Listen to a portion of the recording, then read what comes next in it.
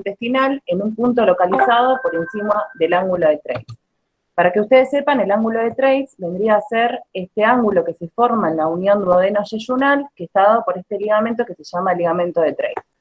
Es decir, que la hemorragia digestiva alta es aquella que proviene de esófago, de estómago y de duodeno de sus 4 porciones. Es una patología frecuente a nivel mundial que tiene una incidencia anual estimada de 40 a 150 casos por cada 100.000 habitantes, y en lo que es patología digestiva es uno de los motivos más frecuentes de hospitalización. En la presentación clínica, que vamos a verlo desde el momento en que nosotros vemos al paciente en la guardia, generalmente la consulta suele ser por melena, que son las heces de color negro, intenso, brillantes, malolientes. El paciente suele referir que se pegan a las paredes del inodoro. Puede consultar por hematemesis, que como bien sabemos son los vómitos de sangre fresca, que pueden ser también con coágulos o en pozo de café, y cuyo diagnóstico diferencial más importante es con la hemóptisis, que es el sangrado de la vía aérea, y que suele estar precedido por tos. Puede consultar por hematoquesia, que es la emisión de sangre a través del ano, ya sea roja fresca, y en ocasiones la refiere como color oscuro, y que puede estar acompañado por palidez, taquicardia, hipotensión, síncope, dolor precordial. De hecho, muchas veces el paciente ingresa por síncope y no por una manifestación de sangrado propiamente dicho. Entonces, cuando ingresa el paciente con alguno de estos motivos de consulta, uno lo primero que hace es evaluar el estado hemodinámico del paciente, para lo cual es importante evaluar la frecuencia cardíaca, la tensión arterial, y lo que solemos hacer es el TIL test, que básicamente consiste en tomar estos dos, el latido, o sea, la frecuencia cardíaca y la tensión arterial, acostado y luego sentado, para evaluar el cambio que se produce, considerándoselo positivo cuando tenemos un aumento de la sistólica de más de 20 milímetros de mercurio, que puede o no estar acompañado por un aumento de la frecuencia cardíaca de más de 20 latidos por minuto. También se considera positivo si realmente tenemos un cambio en la frecuencia cardíaca. Posteriormente lo que debemos realizar es confirmar el sangrado, para lo cual esto es bastante controvertido. Uno puede colocar una sonda nasogástrica, pero no es un procedimiento que esté recomendado de rutina. No es que si el paciente viene y se vomite sangre, hace falta que uno le ponga una sonda nasogástrica, ¿sí? Generalmente lo indicamos cuando hay dudas o el paciente está hemodinámicamente inestable, y también cuando uno prevé que la endoscopía se va a hacer pronto y necesita desocupar el estómago, ¿sí? Y también en ocasiones cuando deja muchas dudas, a veces lo que hacemos es un lavado con un poquito de suero fisiológico y un aspirado para ver de qué color viene la sangre. Pero recuerden que, perdón, el débito. Pero recuerden que si el débito es claro, no descarta que haya habido una hemorragia digestiva alta, ¿sí? Lo otro que podemos realizar para confirmar el sangrado es un tacto rectal, que básicamente buscamos confirmar melena, y también hay un dato que podemos obtenerlo por intermedio del laboratorio, que es la urea aumentada, o la disociación a urea-creatinina, que es una forma indirecta de observar de que hubo un pasaje de contenido hemático en el tracto gastrointestinal. Con todo esto uno lo que hace es evaluar la magnitud de la pérdida hemática y con qué prontitud va a tener que realizar la endoscopía, ¿sí? Por un lado, si el paciente está sintomático, con los signos vitales conservados, hablamos de una hemorragia digestiva leve. Cuando la sistólica, cuando los signos vitales están conservados, pero tenemos un TIL test positivo, hablamos de una hemorragia digestiva alta moderada. Cuando los signos vitales ya se encuentran afectados, de una hemorragia digestiva grave, y ya cuando hay shock hipovolémico, hablamos de hemorragia digestiva alta masiva. Y es un concepto a tener en cuenta, es que la endoscopía se debe realizar una vez conseguida la estabilidad hemodinámica inicial del paciente. Por lo tanto, nosotros como médicos de guardia, la medida inicial obviamente va a ser la colocación de 2 accesos venosos de grueso calibre, el de 14 o el de 16, aprovechamos con los venosos para hacer una extracción de laboratorio, en los cuales debemos solicitar hemograma, glicemia, ionograma, función renal, hepatograma, coagulograma, y debemos mandar a tipificar, y en los casos que sea necesario se va a realizar una intubación orotraqueal, que va a ser fundamentalmente en aquellos pacientes que tienen una alteración del sensor. Y vamos a indicar la reposición de volemias con cristaloides, que básicamente abarca lo que es suero fisiológico y Ringer lactato. En cuanto a la transfusión sanguínea, la misma es una decisión individualizada, pero básicamente lo que hacemos es, seguimos la política transfusional restrictiva, en la cual solamente vamos a pedir transfusión de glóbulos rojos a aquellos que tienen hemoglobina menor a 7, buscando un objetivo entre 7 y 9, y en los pacientes que tienen enfermedad coronaria o angina inestable podemos transfundir cuando tienen menos de 9 gramos por decilitro.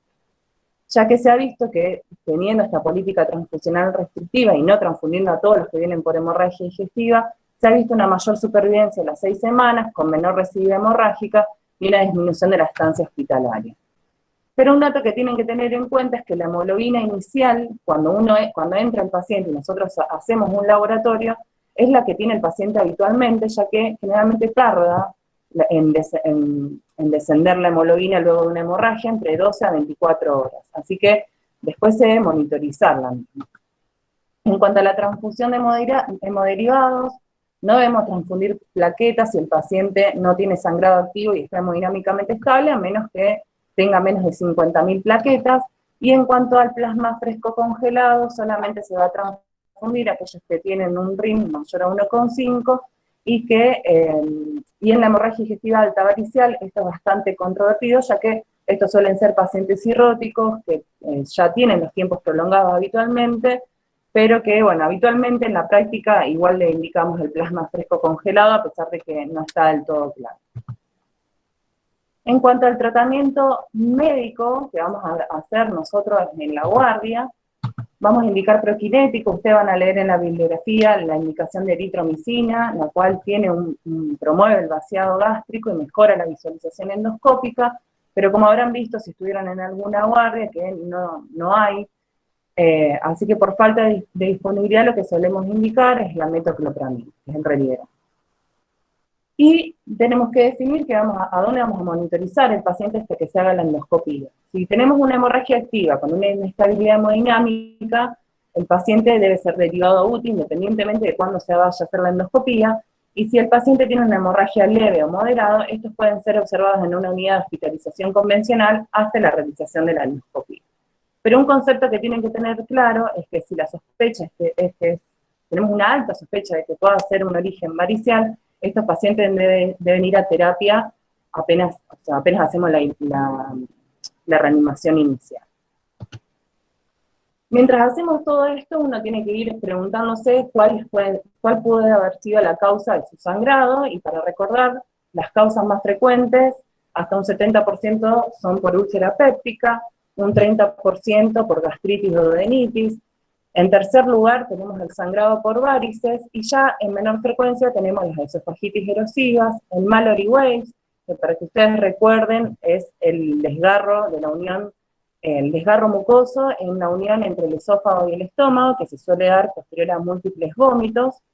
Tenemos causas tumorales y mucho más raras, fístulas aortoentéricas, malformaciones arteriosvenosas o lesiones de Villafort. Entonces, ¿qué tenemos que prestar atención? Primero que nada, buscar datos que orienten hacia una hepatopatía crónica, ya que esto nos va a orientar a que probablemente el origen es varicial. También debemos preguntar sobre el consumo de antiagregantes, anticoagulantes y AINES, ya que esto nos puede orientar hacia un origen no varicial y fundamentalmente úlcera y gastroenteritis. Si el paciente refiere náuseas y vómitos repetidos, que posteriormente se hicieron con contenido hemático, pensamos en un Mallory Weiss. Si el paciente ya viene con una historia de pérdida de peso, disfagia progresiva, saciedad precoz o antecedentes familiares y personales de cáncer gastrointestinal, pensar en causa tumoral. Ya más raro, enfermedad renal, estenosis aórtica, telangiectasia hemorrágica hereditaria, pensamos en que puede haber angiodisplasias. Y en pacientes que ya tuvieron una cirugía gastrointestinal, muchas veces la causa es una úlcera a nivel de la anastomosis gastroentérica, que suele ser hemorragias que dan bastante dolor de cabeza y son bastante difíciles de encontrar la úlcera en la anastomosis. Además de que la anatomía suele estar bastante alterada. Pero en lo que hace básicamente es definir si el origen es varicial o no, porque ahí es donde cambia el tratamiento médico y posteriormente, obviamente, endoscópico. Entonces le traje un caso clínico para que ustedes se lo graben en la cabeza, un caso típico de un hombre de 55 años, con vómitos hemáticos y que refiere el consumo de alcohol. Muchas veces él no lo refieren los familiares, no es nada raro. Al ingreso constatamos hipotensión, taquicárdico, le realizamos un tacto rectal, confirmamos la melena, observamos que tiene ictericia cutánea mucosa, con nevus estelares, hipertrofia parotidia, palma hepática, palpamos un hígado disminuido de tamaño, duropétreo, le realizamos un laboratorio y además de la caída del hematocrito y de la hemoglobina, encontramos una plaquetopenia, como pueden ver la disociación urea-creatinina, el ascenso de la misma con la creatinina dentro de valores normales, un leve ascenso de la bilirrubina total, aumento de las transaminasas, TG2 por TGP, gamma GT aumentada, hipoalbuminemia y tiempos prolongados. Entonces acá uno lo primero que piensa, estando en la guardia, es que probablemente el origen sea varicia. Como ustedes saben, las varices esofágo-gástricas son una complicación de la presión, del aumento de la presión a nivel de la vena porta, que es la que va al hígado, y que para que se produzcan las varices a nivel del esófago, esta presión tiene que superar los 10 a 12 milímetros de mercurio. Aproximadamente la mitad de los pacientes que tienen cirrosis tienen varices esofágicas, pero no todos sangran, de estos van a sangrar aproximadamente un 33%, y la hemorragia de origen varicial se considera una descompensación de la cirrosis. Y es una de las emergencias más importantes porque aproximadamente un 60% de los pacientes que tuvieron una hemorragia digestiva varicial van a morir al año.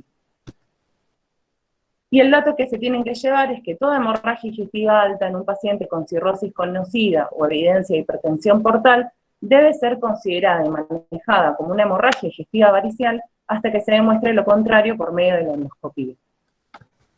Entonces, sospechamos que el origen probablemente sea varicial, ya hicimos el manejo de la vía aérea y el control hemodinámico, y una de las indicaciones específicas que suele tener en estos casos es la profilaxis antibiótica.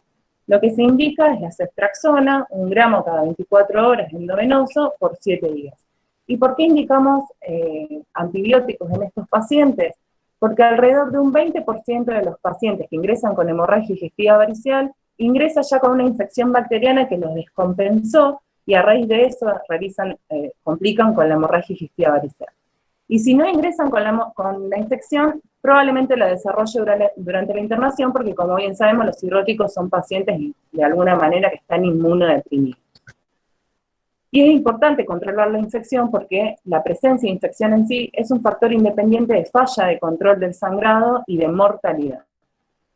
Por lo tanto, habitualmente lo que hacemos nosotros es pancultivar. Ingresa a estos pacientes, hacemos todo lo que dije previamente y antes de indicarle el antibiótico, tomamos hemocultivos, tomamos urocultivos, y si tiene ascitis se debe realizar una paracentesis diagnóstica para descartar peritonitis bacteriana espontánea. Y estos pacientes, como dije previamente, y perdón por ser tan reiterativa, pero esto es motivo de discusión muchas veces, deben estar en una terapia. Hay otra de las medidas específicas que solemos indicar, y que también la puede indicar el médico de guardia si tiene una alta sospecha de que el origen sea varicial, que es la terlipresina y el octreotide, que actúan sobre el lecho esplácnico y provocan vasoconstricción, y de esa forma disminuyen la presión a nivel de la vena porta, entonces disminuye el flujo de sangre a nivel de las varices. Por lo tanto, disminuye el sangrado. Generalmente en las guardias, en el centenario teníamos terlipresina hasta hace poco, ahora se usa más que nada para el hepato renal, pero si no hay, también se puede usar el octreotide, que es igualmente efectivo. La terlipresina se usa en bolo de 2 miligramos endovenoso, después se le indica cada 4 horas, durante las primeras 48 horas, y 3 días a mitad de dosis. Y el octreotide se usa un bolo de 50 microgramos y después 50 microgramos por hora, en infusión continua y por bomba. Y se lo indica por 5 días. Y como dije previamente, se debe indicar lo antes posible ante la sola sospecha de hemorragia varicial, incluso antes de realizar la endoscopía. Hay veces que a uno le deja dudas si puede ser o no varicial, pero cuando llamamos al gastroenterólogo y le comentamos al paciente, puede que el mismo gastroenterólogo les diga, vayan indicándole la terna. En caso que el paciente ya esté tomando betabloqueantes, como saben, los pacientes con cirrosis y que tienen varices, se indica como profilaxis de la hemorragia digestiva el propanolol. Si la está tomando, se debe suspender, no se le indica. Una vez que llamamos al gastroenterólogo, lo que va a realizar obviamente es la endoscopía digestiva alta, como sabemos es el procedimiento diagnóstico, pronóstico y terapéutico de elección, ya que controla el sangrado en un 80-90% de los casos, y la misma debe ser realizada una vez estabilizado al paciente, es decir, una vez que hicimos todo lo otro que nombré previamente, lo antes posible, dentro de las 12 horas del ingreso. Ahora bien, ¿en qué momento de esas horas, de esas 12 horas, va a estar determinado por la urgencia? Es decir, por la severidad del sangrado y por el estado hemodinámico del paciente. ¿Qué pacientes son los que con varices son los que más riesgo tienen de sangrar? Aquellos que tienen un tamaño varicial grande. Recuerden que antes las varices se clasificaban en grado 1, 2 y 3, de acuerdo a si desaparecían con la insuflación o se ocupaban más o menos del 75% de la luz. Esto después cambió, ahora directamente son chicas o grandes, si son mayores o menores a 5 milímetros. Los pacientes con cirrosis avanzada, es decir, tiene más riesgo un cirrótico Child C que un cirrótico Child A en complicar con una hemorragia digestiva alta, y aquellos pacientes a los cuales alguna vez se le hizo una endoscopía y ya tenía varices con puntos rojos, que son esas, como se puede ver en la imagen, esos puntitos rojos planos que se ven sobre las varices, los red wall marks, que son estas 3 estrías longitudinales, el botón hematoquístico, que se ve como una lesión sobrelevada de contenido hemático de 4 milímetros, o directamente cuando vemos eritema de infus. Entonces, ¿qué es lo que vamos a ver en una hemorragia digestiva varicial cuando hacemos la endoscopía? Podemos encontrar con un sangrado activo, como se ve acá, que hay un sangrado a chorro de la varice. Podemos encontrar un coágulo adherido, como se ve en la segunda foto, o un white nipple. O podemos encontrar varices con signos rojos, que son los que nombré antes, que son estigmas de riesgo de sangrado, no estigmas de sangrado reciente. En ausencia de otra lesión potencialmente sangrante, uno asume que lo que sangró fue la varice. Y si no encontramos nada y solamente encontramos los signos rojos y una clínica compatible, también asumimos que probablemente el sangrado haya sido varicial y lo tratamos como tal. El tratamiento que hacemos endoscópico es la ligadura endoscópica, que es de elección, es más eficaz que la escleroterapia. Básicamente lo que se hace es poner este dispositivo que pueden ver en la foto en un canal lateral del endoscopio y tiene estas banditas.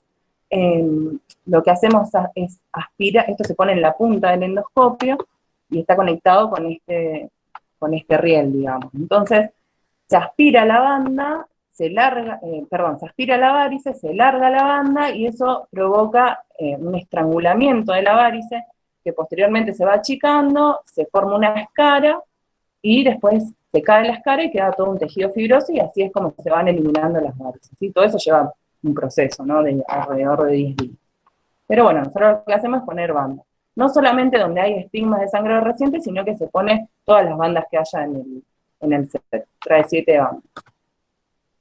Como segunda línea terapéutica, habrán escuchado de los agentes químicos que generan esclerosis. Esto se usa cuando no tenemos disponibilidad de bandas, o muchas veces cuando la varice no se puede aspirar, porque ya es un paciente que tiene múltiples banding hechos y está muy dura la mucosa del esófago, entonces ahí podemos utilizar el polidocanol, inyectamos la varice y a los costados de la varice. Y acá lo que les muestro son las varices gástricas, ya que muchas veces no solamente tienen varices esofágicas, sino que también pueden tener varices a nivel del estómago. Estas tienen una subclasificación, se las muestro solamente para que ustedes las conozcan. Tenemos varices esófago-gástricas, que son las que tienen se continúan del esófago. Las tipo 1 van hacia la curvatura menor, las tipo 2 van hacia la curvatura mayor, y después tenemos las varices gástricas aisladas, que son las que están solamente en techo, las tipo 1 y las tipo 2 solamente en antro. Estas suelen ser hemorragias masivas, de gran volumen, no solamente en pacientes cirróticos, sino muchas veces en pacientes que tienen trombosis portal no cirrótica, y también suelen ser un gran dolor de cabeza, ya que estas de acá arriba se pueden tratar con ligadura endoscópica, pero las varices gástricas aisladas se deben tratar, como habrán escuchado, con adhesivos tisulares. Lo que se usa es el cianoacrilato, que es el componente que tiene la otitis. Ahora bien, hay un 10 a un 15% de los pacientes que va a fallar al tratamiento, es decir, a las drogas, al tratamiento endoscópico y a la indicación de antibióticos, para lo cual debemos considerar una segunda sesión de ligadura.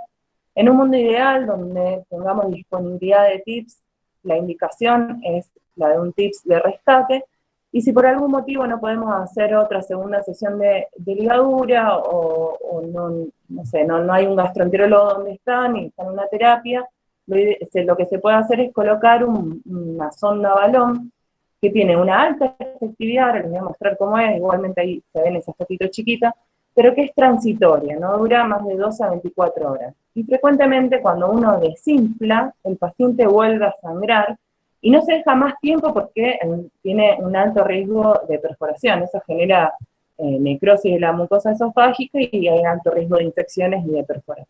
Y debe ser realizado por un personal entrenado y se hace en terapia. Acá les muestro para que ustedes la conozcan. La sonda balón tiene un balón que va en estómago y otro que va en esófago, se insufla los dos y se coloca a tracción. Y por un método mecánico se comprime las varices y mientras tanto dejan de sangrar. Y eso también te da un tiempo en cuanto a mejorarle la volemia o a transfundirle hemoderivados, en el caso que el paciente esté muy plaquetopénico o con los tiempos muy prolongados, también sirve muchas veces para eso cuando el paciente resangra y tiene todo alterado en el laboratorio. En cuanto a la hemorragia digestiva alta no varicial, esta representa el 80 al 90% de las hemorragias digestivas altas variciales, siendo la causa más frecuente, como les dije previamente, la úlcera péptica. Entonces, en estos casos, ¿qué difiere con la hemorragia varicial? Una vez que manejamos vía aérea y control hemodinámico, el tratamiento de elección es la supresión ácida con IDP, que también debe ser indicado antes de la endoscopía porque disminuye el hallazgo de estigmas de hemorragia reciente, es decir, va curando la mucosa en el tiempo hasta que se va a hacer la endoscopía.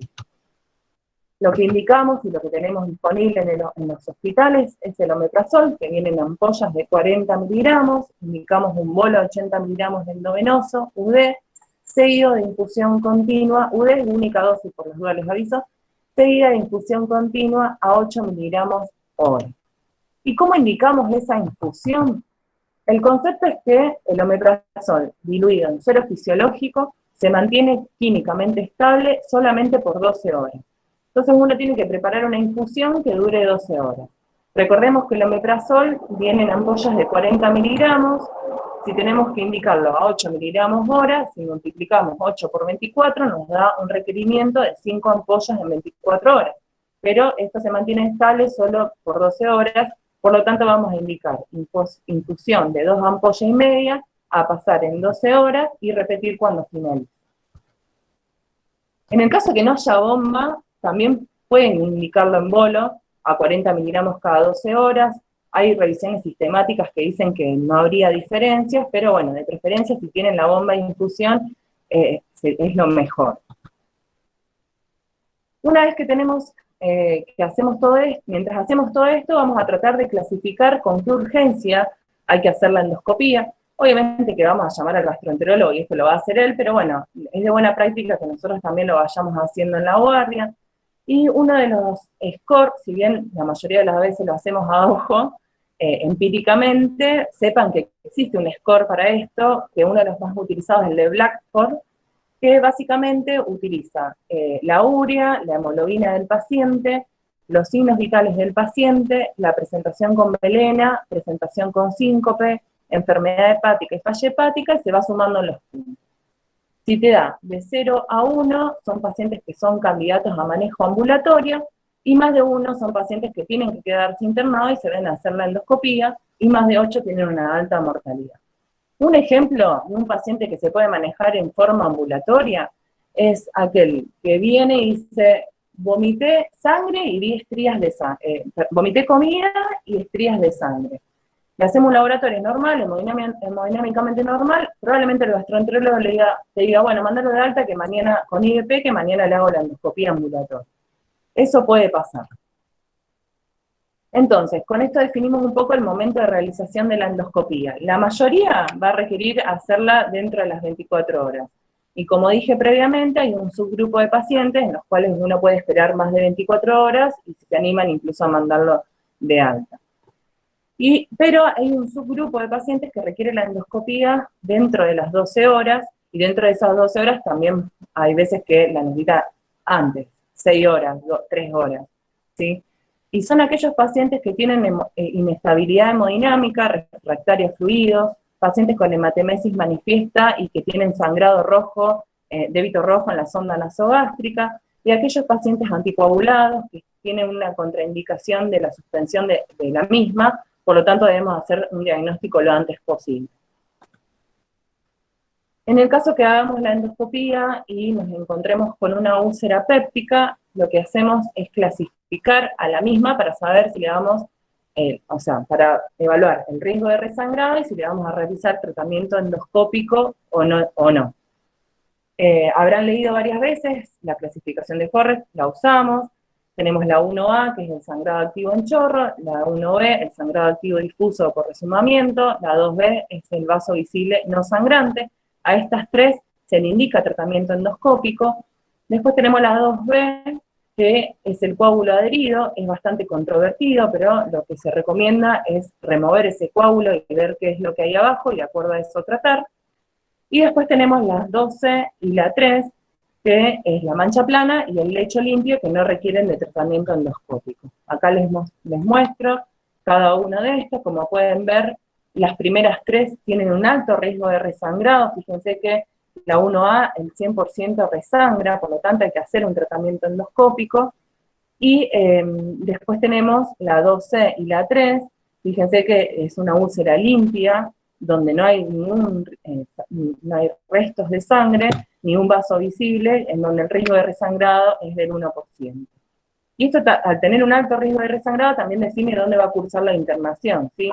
Estas 3 suelen cursar la internación en terapia, por el alto riesgo de que resangre, y lo ideal sería que no estén en una sala, ni en la guardia, ni en una sala de internación. Lo que solemos hacer con la endoscopía es la terapéutica de inyección, que utilizamos, ahí le puse polidocanol también, pero lo que se usa es la adrenalina, 1 al 10.000, se inyecta sobre los bordes de la úlcera. También hay terapéutica térmica, que puede ser de contacto, como esta sonda que emite calor y provoca coagulación, al igual que la electrocoagulación, y el argón plasma, que es un gas que no hace contacto con la mucosa, y también genera de alguna manera la coagulación de la lesión, y más que nada lo utilizamos cuando vemos angiodisplasia. Y la terapéutica mecánica, que es se hace la colocación de clips. Usualmente usamos 2 métodos. En la práctica usamos la inyección de adrenalina, y después, si podemos, y si el tamaño de la úlcera nos lo permite, colocamos un clip. En el caso del Mallory Weiss, también uno puede optar por tratamiento endoscópico. Si hay un sangrado activo, vamos a hacer inyección de adrenalina, pero si el paciente ya no tiene sangrado, no le realizamos ninguna terapéutica endoscópica, solamente diagnóstica, y seguimos el tratamiento con el omeprazol. Y en el caso que tengamos una lesión de Dieulafoy, que se lo puse como para que vean este vaso que está sangrando, en esos casos uno hace un tratamiento, hay que hacer tratamiento térmico, mecánico o combinado. Suelen ser hemorragias que generan bastante dolor de cabeza. Muchas veces en la primera endoscopía no encontramos el vaso porque es bastante chico, ahí en la foto se ve grande, pero no, es bastante pequeño, y muchas veces se le hace otra endoscopía para buscar dónde está. Una vez que hacemos la endoscopía, van a leer en la bibliografía que está el índice de Rocan. Esto lo que hace es una estratificación del riesgo de resangrado. Un poco ya, si tenemos una úlcera, ya con el Forrest más o menos ya sabemos cuál es el riesgo de resangrado, pero también nos sirve para las otras causas de hemorragias digestivas altas no variciales. Y como pueden ver, también se suma una cierta cantidad de puntos, de acuerdo a la edad, la hemodinamia del paciente, las comorbilidades, y lo que encontramos en la endoscopía, y con eso evaluamos cuál es el riesgo de que ese paciente vuelva a resangrar mientras está en la internación, ¿sí? Y una vez que hicimos la endoscopía, el paciente, para finalizar, va a continuar con IVP endovenoso a altas dosis durante 72 horas, luego lo vamos a pasar a vía oral y vamos a indicar la alimentación. Se va a hacer solamente se va a hacer un second look cuando el paciente vuelve a sangrar. y en el caso que hagamos el second look, podemos volver a intentar un nuevo tratamiento endoscópico.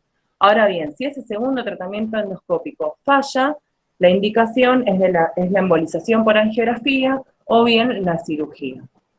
En el caso que nos encontremos con una úlcera, debemos investigar la presencia de Helicobacter, así que lo ideal sería que el gastroenterólogo tome biopsias de antro y cuerpo para que se manden anatomía patológica y busquen el Helicobacter pylori. Esto muchas veces en la urgencia no se hace, o porque hay demasiada sangre, o porque el paciente está inestable y uno trata de hacer la endoscopía lo más rápido posible, pero debería hacerse. Y una vez que tengamos el resultado, se debería tratar. Y en el caso de pacientes que estén medicados con aspirina, esto también genera bastante controversia, lo mismo que la antiagregación y la anticoagulación. En el caso de la aspirina, si la hemorragia es de bajo riesgo, podemos restaurarla inmediatamente, pero en caso de que tengamos una hemorragia digestiva alta de alto riesgo, debemos esperar 3 días. Ya con la anticoagulación y la antiagregación, la decisión es individualizada, porque muchas veces está indicado, por ejemplo, en un paciente que le acaban de poner un stent coronario, entonces suspender la medicación tiene un alto riesgo de que el paciente se le tape el stent. Entonces, la decisión casi siempre termina siendo en forma conjunta con el servicio de cardiología, evaluando riesgo-beneficio. Muchas gracias. Bien. Perfecto, Anto. Bueno, no Se sé repitió, si puedes poner, dejar de compartir. Ahí me preguntan algo interesante. Sí, ahora yo te paso todas las dudas. Ah. Puedo poner dejar de compartir, así nos vemos todos.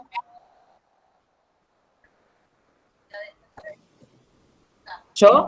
Ahí tenés en la pantalla, dice detener la presentación, poné detener la presentación. Ah, acá, perdón. No, no pasa nada. Ah, ahí está.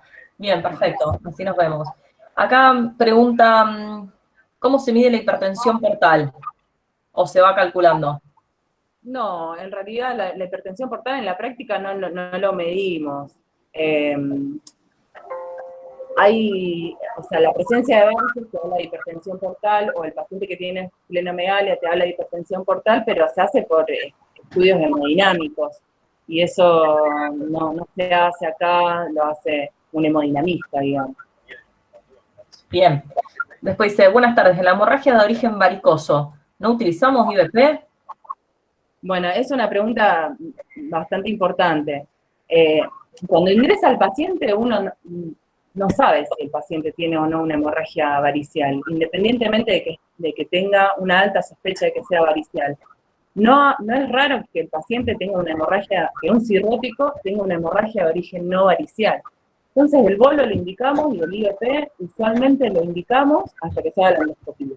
Ahora bien, hacemos la endoscopía, constatamos la varice y no encontramos ninguna causa no varicial de sangrado, se lo suspendemos. ¿Y por qué se lo suspendemos? Porque provoca cambios en la flora bacteriana, por decirlo de alguna manera, que pueden promover a mayor infecciones en los pacientes cirróticos. Es decir, no se lo dejamos. Después, ¿cómo hacemos la expansión en guardia? En ese paciente que llega hipotenso hasta que operamos en laboratorio. Usualmente ponemos, como dije previamente, 2 vías de grueso calibre. Por ahí si hay algún clínico donde tenga ganas, le puede hacer una vía central. Y le ponemos 1000 litros, 2000 litros de suero fisiológico a pasar a chorro. Y bueno, ya si no responde, ya hay que poner inotrópico. Pero usualmente ponemos, lo que indicamos es extraplan, 2000 mililitros de suero fisiológico a pasar a chorro, o según TA. Usualmente nos colgamos del HP y lo apretamos para que le date la TA, eso es lo que hacemos. Y ponemos una TA por lo menos mayor a 90-60. Tal cual. Ustedes piensan que es un paciente que puede entrar o está en shock hipovolémico. Entonces se trata como un shock hipovolémico. O puede entrar o sea que lo tenemos que tratar de evitar. Por eso siempre es importante que el paciente se derive a un servicio o una guardia donde haya un servicio de gastroenterología. Porque a veces vos podés expandir y todo y es complejo. Después, en un paciente con hepatopatía crónica, ¿utilizamos lactulosa?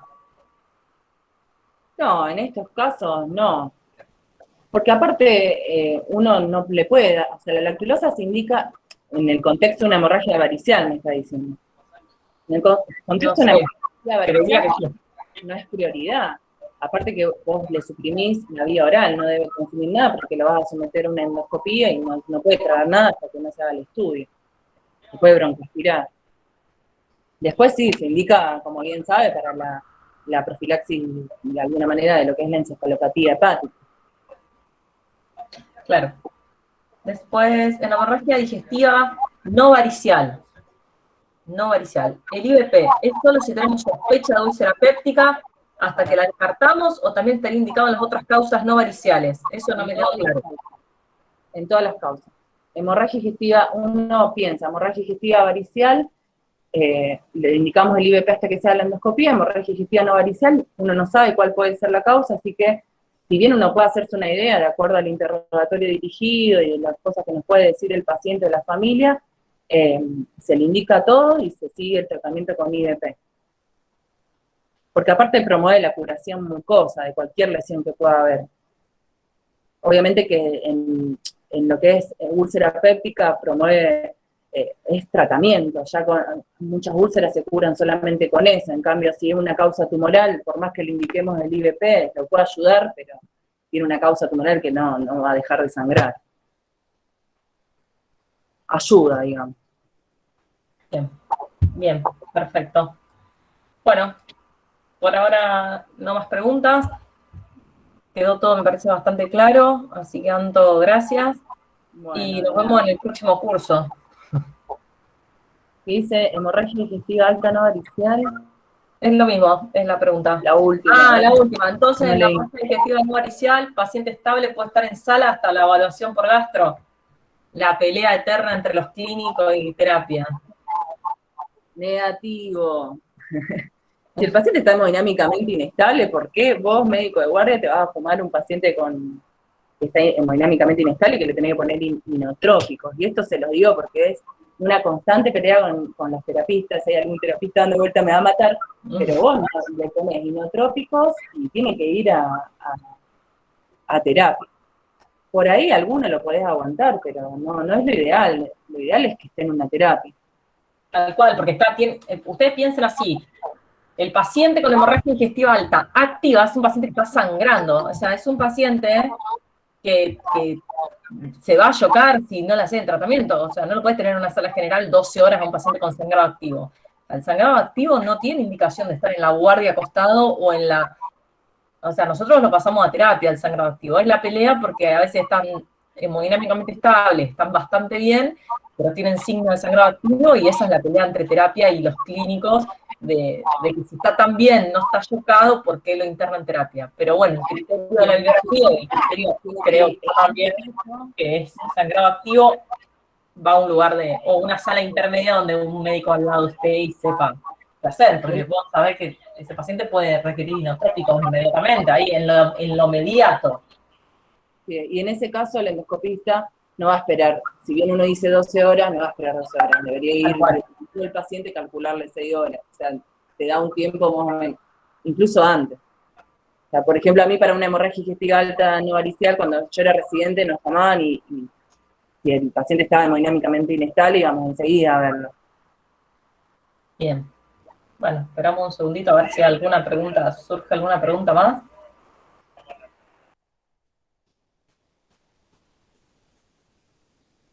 Bueno, listo nomás.